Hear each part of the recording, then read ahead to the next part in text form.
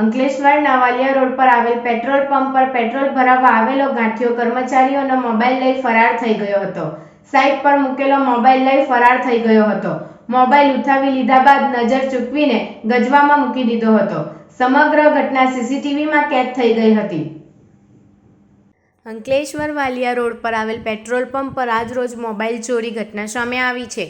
Petrol ફિલરે પોતાનો mobile site પર મૂક્યો હતો. તે દરમિયાન એક ગાંઠિયો પેટ્રોલ પુરાવવા માટે એક્ટિવા મોપેડ લઈ આવ્યો હતો અને ફિલર પેટ્રોલ અન્ય ઈસમનું પૂરી રહ્યો હતો.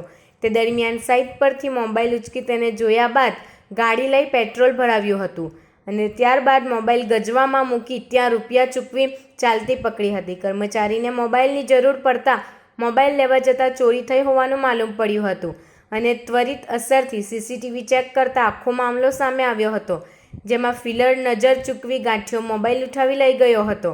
આ મામલે હજુ સુધી પોલીસ ફરિયાદ નોંધાઈ નથી. ત્યારે ફિલર દ્વારા પોલીસે સીસીટીવી ફૂટેજ સામે ફરિયાદ નોંધાવવાની તજવીજ પણ શરૂ કરી છે.